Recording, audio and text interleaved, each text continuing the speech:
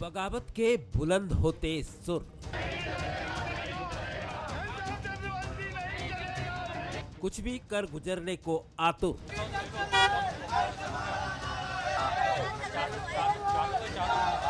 Ticket कटते ही हिल गई आस्था की नींव। क्या इतनी कमजोर हो गई है विश्वास की डोर?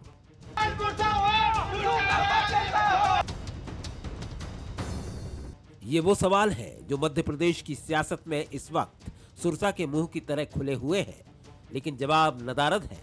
कांग्रेस बीजेपी दोनों का घर बगावत की आग में धधक रहा है। वो दिग्गज भी बगावत का झंडा बुलंद कर रहे हैं जिन्हें पार्टी और संगठन ने बहुत कुछ दिया है। कांग्रेस में करीब 47 सीटों पर विरोध की आवाज बुलंद हो रही है, जिनमें से कुछ सीटों पर सीधी बगावत पार्टी को चुनौती दे रही है।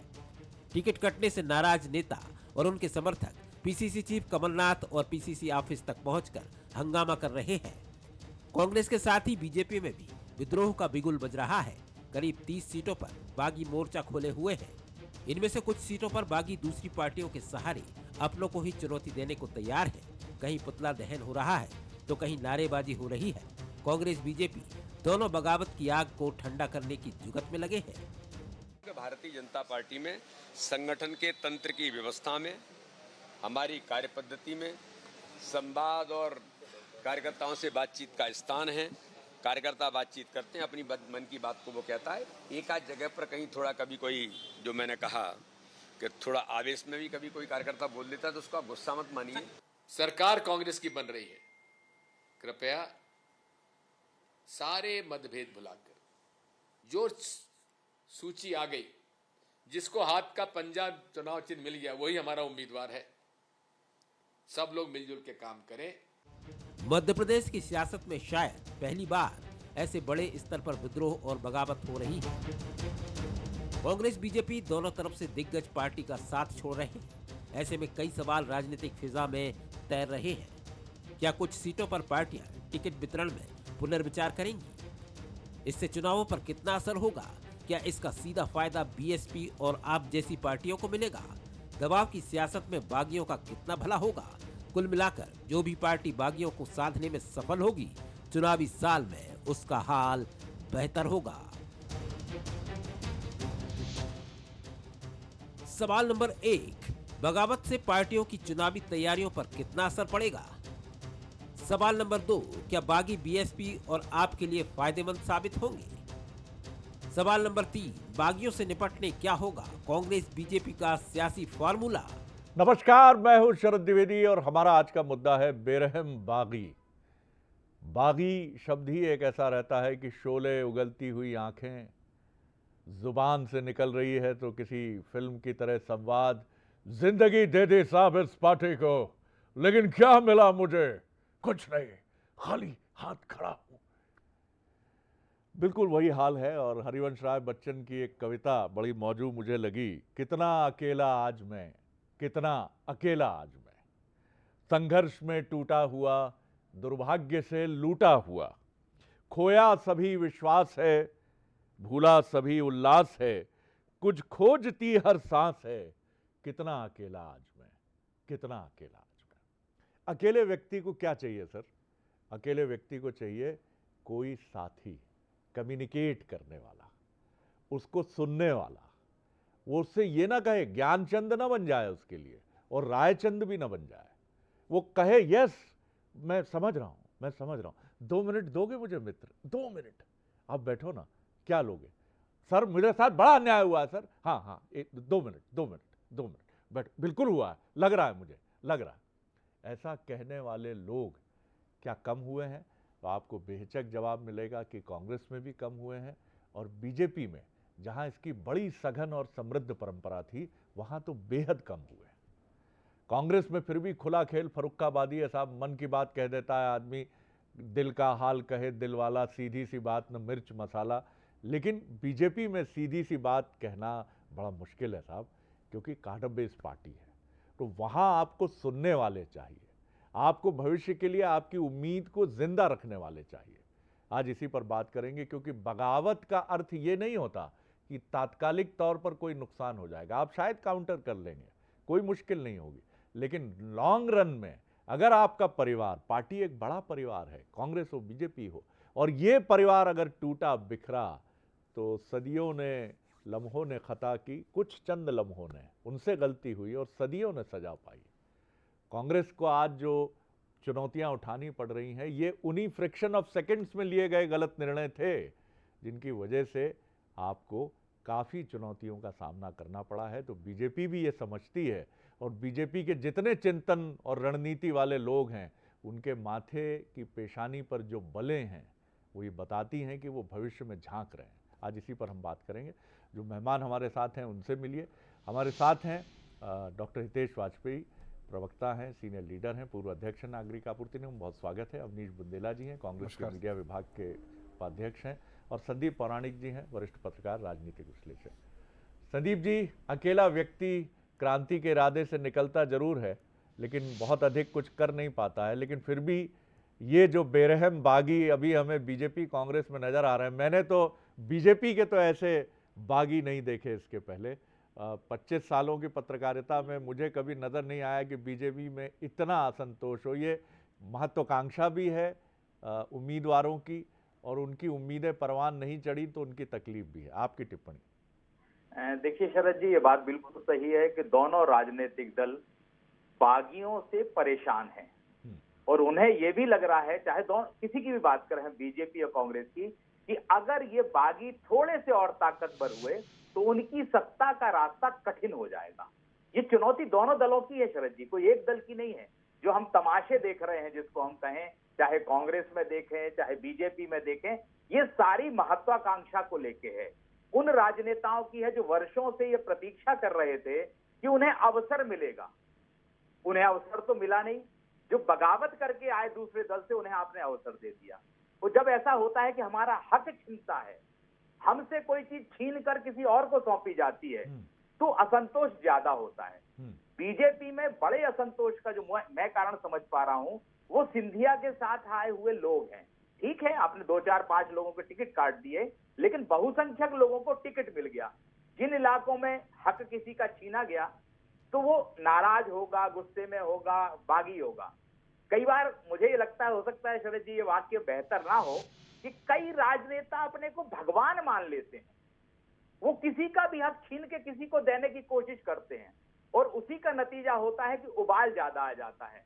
इस बार बीजेपी में ज्यादा उबाल दिख रहा है, और मुझे लगता है कि अगर दोनों दलों ने स्थितियों को नहीं संभाला, तो नतीजे जो समझ में आ रहे हैं, सर्वे कह रहे हैं, चर्चाएं हैं, उसके बहुत उलट आएंगे। मुझे ऐसा नजर आ रहा है।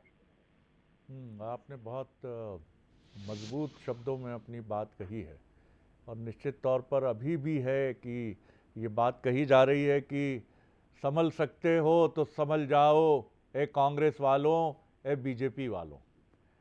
ये जो मंजर हम देख रहे हैं, पुतला दहन, नारेबाजी, ये कह रहा है कि संभल सकते हो तो संभल जाओ, ए बीजेपी वालों, ए कांग्रेस वालों। मनोज, एक छोटी टिप्पणी आपकी, फिर राजनीतिक मेहमानों की तरफ आऊंगा।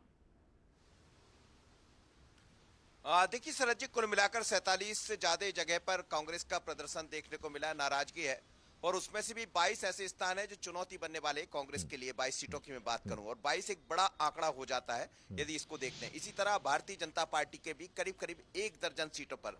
वजह यह है कि जिन लोगों को मौका मिला, चाहे बीजेपी से हो या कांग्रेस से, उम्मीद नहीं थी कार्यकर्ताओं को कि ऐसे लोगों को मौका दे दिया जाएगा। मसलन आप देखिए कि हम होशंगाबाद की या नमदापुर की बात करें, या फिर हम बात करें शुजालपुर की, जहां से लोग आज काफी तादाद में पहुंचे भी, नेपा नगर की बात करें, ये सब वो सीटें हैं जहां नुकसान पहुंचाने वाली है। क्योंकि कुछ दिन पहले आप भारतीय जनता पार्टी में चले जाते हैं, निर्दलीय चुनाव लड़ते हैं, फिर कांग्रेस में वापसी कर लेते हैं, तो इस तरह की स्थितियां कई जगह देखने को मिली। इसी को लेकर काफी लोगों के अंदर गुस्सा भी है, लेकिन ये गुस्सा दूसरी तरफ जाता हुआ नजर आ रहा है। ये महत्वपूर्ण बात मैं आपसे कह रहा हूं कि बसपा और सपा इसका लाभ लेना चाहती। ये पहला मौका होगा लंबे अरसे के बाद जब बसपा की तरफ से एक चुनौती दिखाई देगी दोनों दलों को। इसलिए क्योंकि बड़े नेता बसपा की तरफ बढ़ रहे हैं, आपकी तरफ नहीं जा रहे हैं, बसपा की तरफ जा रहे हैं। चाहे महाकौशल की बात करिए, आप बिंद की करिए, या फिर चंबल ग्वालियर की करिए, तो दोनों तरफ से इस तरह की स्थितियां दिखाई दे रही है। संवाद की बहुत कमी है, क्योंकि जिन लोगों के संवाद जिम्मा होता था वो खुद चुनाव मैदान में है। चाहे नरेंद्र सिंह तोमर की बात करें, कैलाश विजयवर्गीय हो, प्रहलाद पटेल हो, या फिर हम इस कार्यालय जी। की बात भी करें तो भगवान दास सबनानी खुद मैदान में है, तो फिर आप बात कौन करेगा? यही स्थिति कांग्रेस के भीतर भी है। हालांकि आज कमलनाथ लगातार मिलते रहे लोगों से, मैंने देखा भी, गया भी था वहां पर, जी दिग्विजय जी सिंह भी जी कुछ मनोज, लोगों से लेकिन यहाँ मुलाकात ये किया है, लेकिन समझना दोनों जरूरी तरह होगा से स्थितियां जी, बागी और बगावत की है। कांग्रेस और बीजेपी की संस्कृति में अंतर है। कांग्रेस में मान लिया जाता है कई बार, और नहीं मानते तो पूरे समय कोसते रहते हैं। जहां वैकल्पिक कांग्रेस बनाने की तैयारी असलम शेर खां करें, वहां और क्या बात की जाए। बहुत शुक्रिया मनोज सैनी, हमारे एग्जीक्यूटिव एडिटर हमारे साथ थे। तो करीब करीब आप ये मानिए कि 3 दर्जन से ज़्यादा सीटों पर ऐसे हालात हैं मध्य प्रदेश में, और ये निश्चित तौर पर किसी तीसरे दल की तरफ जाने का भी रास्ता खोलेंगे। और 3 दल ताल ठोक ही रहे हैं मध्य प्रदेश में। बहुजन समाज पार्टी ग्वालियर चंबल में, समाजवादी पार्टी उसी रीजन में, बुंदेलखंड के कुछ अंचल में, और आम आदमी पार्टी का तो दिल दरिया है इस समय। आ जाओ चले आओ, दिल खुला है। बुंदेला साहब, चुनौती आपके लिए भी गहरी है। कहीं पेट्रोल छिड़का जा रहा है, कमलनाथ जी का घेराव बंगले का, दिग्विजय सिंह जी का नारों की बौछार, ऐसे शब्द जिनका जिक्र नहीं किया जा सकता उनकी भी बौछार। जी देखिए सर जी, ये बात मैं स्वीकार करता हूँ कि हाँ, विरोध प्रदर्शन है, हाँ लोग आकर अपनी बात रख रहे हैं, और लेकिन सर जी मैं ये मानता हूँ ये कांग्रेस के लिए बहुत एक पॉजिटिव साइन है, क्योंकि जहाँ कहा जाता हो कि 18 साल में कांग्रेस के पास कार्यकर्ता नहीं, जब सिंधिया जी गए तो कहा जाता था कि हमारे पास नेता नहीं है, कार्यकर्ता नहीं है, कांग्रेस खत्म हो जाएगी। आज देखें उसी रीजन से निकल के सबसे ज़्यादा टिकट आरती कांग्रेस पार्टी के पास आते। मैं पूछ रहा हूँ भाजपा के पास क्यों नहीं गए? सर जी ये ऑन रिकॉर्ड है, आप निकलवा सकते हैं कि कांग्रेस के पास 4460 बायोडाटा है कुल मिलाकर 230 विधानसभा सीटों पर। अगर एवरेज लगाएं सर जी तो 17 से 18, कहीं पर 10 भी, कहीं पर 25 भी, 30 भी है, लेकिन एवरेज है 16-17 का है। तो ये बताता है कि कांग्रेस में लोगों की, कार्यकर्ताओं की, नेताओं की, आम जनता की आस्था कितनी बड़ी है। मैं सवाल करता हूं कि आखिर ये एकदम इतने कांग्रेस की तरफ लोग कैसे मुड़े, भाजपा की तरफ क्यों नहीं गए? क्योंकि 18 साल से सत्ता में आप, जिम्मेदारी आपकी। मतलब ये साबित होती सर जी कि भारतीय जनता पार्टी से, शिवराज सरकार से इस प्रदेश के युवा को, इस प्रदेश के आम जन को, महिलाओं को कहीं कोई उम्मीद नहीं रह गई। इसलिए उन्होंने उम्मीद के रूप में कमलनाथ जी को देखा, उम्मीद के रूप में कांग्रेस पार्टी को देखा, उन्होंने रिज्यूम दिए, बाटा दिए। और देखिए सर जी मैं तो ये कहता हूँ उनका अधिकार है। अगर किसी कार्यकर्ता ने 5 साल, 4 साल, 3 साल किसी क्षेत्र में काम किया, देखिए सर जी तो विदित है कि टिकट एक ही को होना है, टिकट एक ही को होना है। कहावत तो, है कि जाके पैर न फटे बिवाई, वो क्या जाने। अजय सिंह यादव जी को मैं देखता हूं, जब आपकी तरह वो भी इसी मंच पर बैठते थे, मोर्चा संभालते थे। सर अब कैसे समझाएंगे आप उस व्यक्ति को जो खरगापुर से पूरी तैयारी कर रहा था, वंचित हो जाता है। जी देखिए सर जी कई बार ये भी होता है कि आदमी अपना खुद का आकलन नहीं कर पाता है कि मैं कहाँ खड़ा हूँ। खरगापुर की बात करें तो हमारे पास एक बहुत मजबूत नेता चंदारानी गौड़ जी, और वहाँ आसान नहीं चुनाव लड़ना, क्योंकि वहाँ आपको उमा भारती के परिवार से चुनाव लड़ना है। भाजपा में एक और पूर्व कैबिनेट मंत्री बेबी राजा बुंदेला भी बैठे हैं, जो वहाँ के राज परिवार से भी आते हैं। तो मुझे लगता है ये हर जगह, जैसे आज मैं निवाड़ी की बात करूँ सर जी, देखिए टिकट एक सर्वश्रेष्ठ व्यक्ति को दिया, अब वहाँ 8 लोग और टिकट मांग रहे हैं, आप किसी भी एक को दे देंगे तो दूसरे 7 विरोध करेंगे। चुनौती तो है, ये तो रहेगी सर जी। तो भाई इसमें पार्टी को देखना है कि इज गुड, बेटर, बेस्ट। आप समझा लेंगे, ये मानते हैं सर जी। मैं मानता हूं कि दिग्विजय सिंह जी एक्टिव हो चुके हैं। दिग्विजय सिंह जी ने ये काम बाखूबी पिछली बार भी निभाया था, और वैसे भी जो कृष्ण रहे महाभारत में, वो मैं कहता हूं कमलनाथ जी के केशव हैं। और देखिए कृष्ण ने महाभारत में भी गालियां खाई थी, लोगों की बुराइयां, और यहाँ दिग्विजय सिंह जी तैयार हैं। कमलनाथ के पास तो शिव है ही, और अभी तो रिसेंटली जब बड़ा दिलचस्प संवाद बड़े भाई छोटे भाई में हुआ तो खुद दिग्विजय सिंह कहे कि यहाँ भी एक शिव है। जी जी, तो वही देखिए, और शिव को जहर पीना होता है, जी, तभी अमृत का। डॉक्टर हितेश वाजपेयी जी। देखिए बीजेपी के पास तो शिव भी हैं और विष्णु भी हैं, तो इसलिए हमें बहुत ज़्यादा चिंता नहीं है, और माता लक्ष्मी का त्यौहार आ ही रहा है सामने। पर शरद जी आपकी व्याख्या को ध्यान में रखते हुए आज हम आपके सामने बैठे हैं, हम लोग भी टिकटार्थी रहे हैं और पर हम भी बागी नहीं हुए हैं, तो इसलिए आपकी उस कविता के हिस्सा नहीं है हम जो आपने शुरू में पढ़ी थी, बस यही निवेदन है। तो मुझे लगता है कि हमारे यहाँ एक अच्छी स्वस्थ परंपरा है, बातचीत की परंपरा है। महामंत्री संगठन, प्रदेश अध्यक्ष, मुख्यमंत्री जी तोमर साहब, कैलाश जी, सभी लोग अपने अपने लोगों से जिनका संपर्क है या जिनकी बात मानी जा सकती है, बरसों से मैं इस बात को देख रहा हूँ, 2003 से हम लगातार देख रहे हैं कि इसको किया जाता है। चूंकि हमारी सरकार आनी है तो इनके यहाँ 4460 आए थे, हमारे यहाँ सर 8816 बायोडाटा आए थे। तो ये मैं बंसल न्यूज़ पर आपको जानकारी दे देता हूँ। तो अब आप समझ सकते हैं सरकार किसकी आ रही है, क्योंकि यही आधार है अवनीश जी का सरकार आने का और नाराज़गी का, कि कांग्रेस में मात्र 4000 लोग गए टिकट मांगने, हमारे यहाँ 8500 9000 लोग आए। तो स्वाभाविक है कि हमारे यहाँ टिकट, जैसा अवनीश जी ने कहा, वाकई में 230 ही दिए जाने थे। तो हमारे यहाँ ज़्यादा बड़ी संख्या है जिनसे हमें बातचीत करनी है और जिनको साथ लेकर चलना है। पर एक बात मैं सहमत हूँ आपकी कि बातचीत खूब करना चाहिए शरद जी, विमर्श करना चाहिए, क्योंकि क्या होता है कि जब हम सारा स्टेक अपना लगा देते हैं टिकट लेने के ऊपर, एक राजनीतिक कार्यकर्ता के नाते मेरा ये निवेदन है कि राजनीति बहुत एक धैर्य का परिचय देने वाला क्षेत्र है और हमेशा आपके अनुकूल फैसले हो ये आवश्यक नहीं है। तो इसीलिए आप हमारे जैसे चिकित्सकों को आसपास रखिए, अच्छी नींद सोइए, आयरन की, बी कॉम्प्लेक्स की और डॉक्टर की सलाह पर इकोस्प्रिन की गोलियां लीजिए, जिससे आपको लोड शरीर पर नहीं आए और अगले 3 साल के लिए अपने आप को पुनः तैयार कीजिए। और 22 दिन बचे हैं प्रचार के और 25 दिन है अपने लगभग चुनाव को लेकर। तो आइए हम सब मिलके लोकतंत्र के उस उत्सव में भागीदार बने। और कई जगह जो देखने में आया है कि ये सब 2-3 दिन में अधिकांश मामला शरद जी वरिष्ठ नेता पालक की तरह होते हैं पार्टी के, वो कर लेते हैं। और आप भी गवाह रहे हैं बड़े बड़े नेताओं के साथ बातचीत किस प्रकार होती रही है। और नरेंद्र सिंह तोमर जी तो 4 चुनाव तो सीधे वो खुद ही लड़वा चुके हैं, 2 विधानसभा और 2 लोकसभा। शिवराज सिंह चौहान जी लगातार 16, 17, 18 सालों से ये सब देखते आ रहे हैं। हितानंद जी और विष्णु जी संगठन का लंबा अनुभव रखते हैं जी। तो मुझे लगता है कि भूपेंद्र जी, अश्विनी जी को आज आपने देखा ही है, बहुत ही सौम्य, स्पष्ट और पारदर्शी व्यक्ति हैं। तो मुझे नहीं लगता हमको हमारी कैडर बेस्ड पार्टी में इतना इशू आएगा। और चूंकि हमको सरकार चलानी है तो हमारा कार्यकर्ता जो है वो बहुत जल्दी शांत होकर फिर से काम पे लग जाता है। कांग्रेस को विपक्ष में ही रहना है तो स्वाभाविक है कि वो अपने 4000 बायोडाटास का सोचे क्या करना है। हमारे पास हमारे 8800 के 800 पूरे सेटल्ड हैं जी। संदीप जी, एक थोड़ा आइडियोलॉजी तो नहीं कहूँगा मैं, लेकिन हिस्ट्री से ज़रूर मैं समझना चाहूँगा आपसे। आप बहुत समझते हैं और उत्तर प्रदेश से भी आपका ताल्लुक़ है। उत्तर प्रदेश भी कभी बाइपोलर पॉलिटिक्स का गढ़ था। जाहिर तौर पर वहाँ एक आकांक्षी वर्ग खड़ा हुआ होगा जिसको लगा होगा कि राजनीति में उसकी भागीदारी होनी चाहिए। लेकिन क्या 2 दलों का मोनोपोली कैरेक्टर का जब बड़ा होता जाता है तभी किसी तीसरी राजनीतिक शक्ति के दरवाजे खुलते हैं?